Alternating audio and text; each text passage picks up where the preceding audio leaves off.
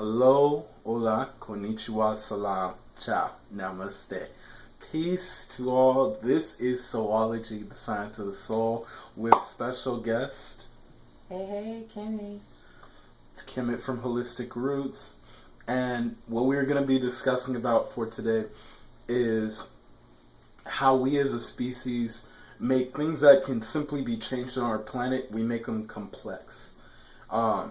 You can see it in simple life when we were talking about this in the car actually, about how when you, for example, third world countries, second world countries compare to first world countries where we feel there's not enough food, there's not enough water, yet we're not giving knowledge needed to those countries, those islands even, to just simply give them the ideals of what they need to make sure they have clean water, or the ideals necessary for them to create crops, fields for themselves, to feed their children, to feed themselves, and to even grow what they desire as their own economy, or just supply them with their own business. They're more willing to, and since they don't know those information, the saying to me has always been, what you don't know is what you don't know, and what you don't know can kill you. Literally. And that's something that most of us don't look into. We make something like that very complex by saying that we're a scarcity society. We don't have enough. There's not enough to go around with everyone. But the problem is we're not willing to share.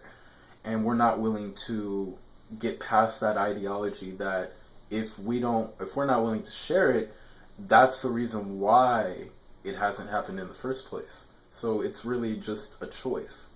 What are your thoughts, though, on that? We're engineered to have an experience, and I truly feel as though we're all gaining a lot of experience and wisdom with Hold on just a sec. Keep going.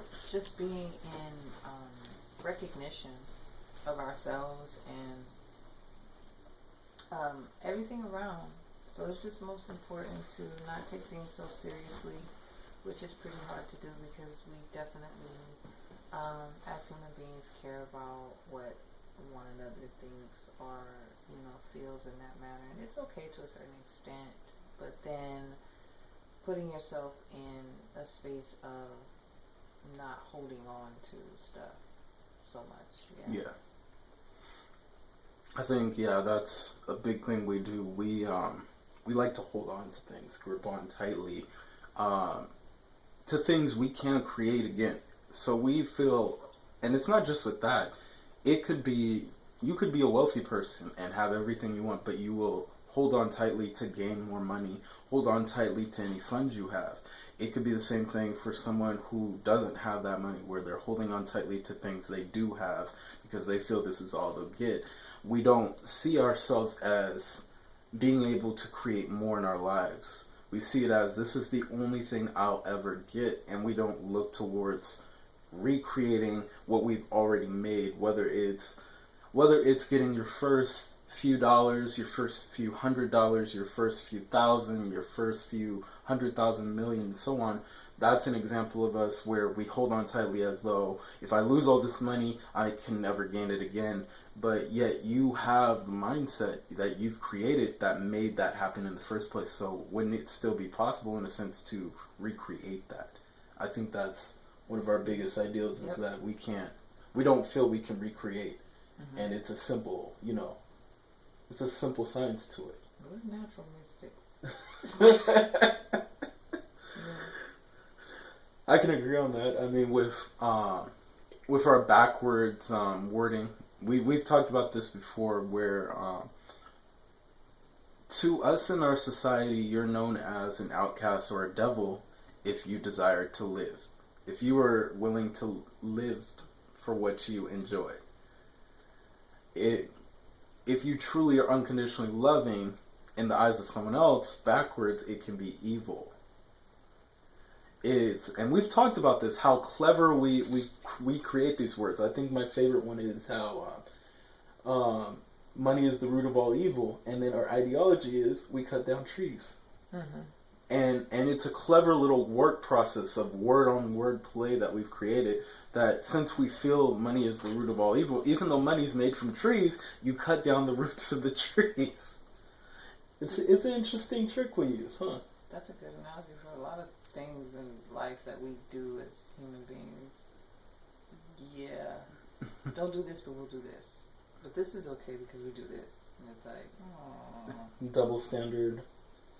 It's kind of like, we've talked about before on this channel how highly advanced beings, when they say one thing, they stick with that one thing as to who they are. And it could be even a master and enlightened being who is highly advanced in their skills. But as a species, we are always saying one thing but doing another.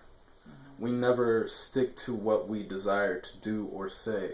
We are always either trying to lie or stretch the truth of who we are. Instead of just pushing ourselves to what we need to do. It's an interesting tactic of ours, and it's something easily that you can really change. For example, if we were more honest with each other, you would be able to get rid of separation in a sense, easily but surely. Because of the fact that now everyone's being honest with each other and trying to grow with each other and trying to be, first of all, also understanding and patient and fair to one another. You're not going to have that problem anymore. But we're not willing to get past that, in a sense, just yet. We would rather lie to someone than to be honest with everyone and working something out, in a sense. It could be business, it could be a relationship, it could be a friendship. It could be anything, really, a job, etc., but we're not willing to put forth the effort of working with each other and loving each other. Instead, we would rather push that lie. And sometimes we lie because of the fact of the nature of what we're in, our environment, that we have no choice due to possibly whether it's not getting the jobs you desire, whether it's being with the person you desire and whatnot. Whether it's certain skills you have to have that you don't have. We lie for this fact because of it's a simple thing that we desire something and people kind of hold it up on a pedestal sometimes. Yep. Instead of working with each other or simply like, I would like this job or I would like to do X, X, and X, but how can we help them get there? And we don't think of it like that. How can we help that person get to where they need to go so that they can be a part of this because this is their dream?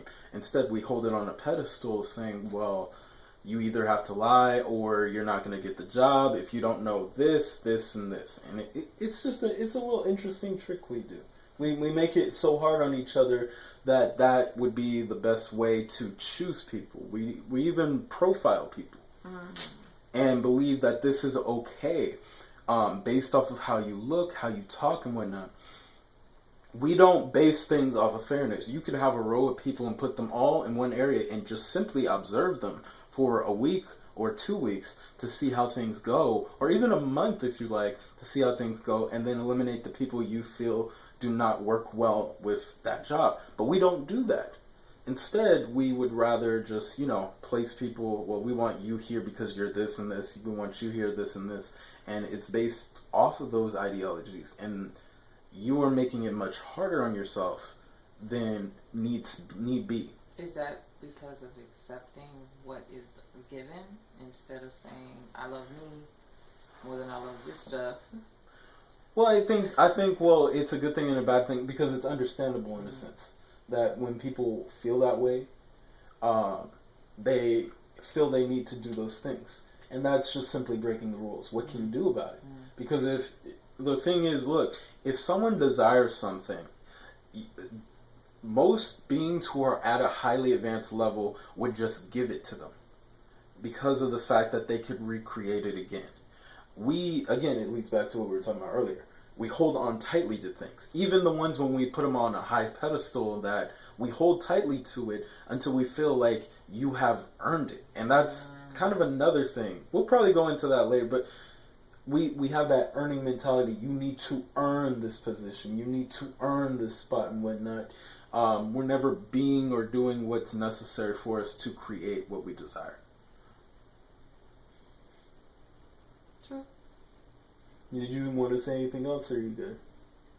You hit all bases. Just electing yourself to be first in a lot of areas, and I think that this one saying about there's a lot of people doing things that are less qualified, but the difference is they believe in themselves. Oh yeah, that's right. We did talk about that. Yeah, they believe in themselves to do more and be more, and that's the difference. It's just having a solid belief system within self and saying, I know what I am, and I am what I say I am. Simple, easy as that.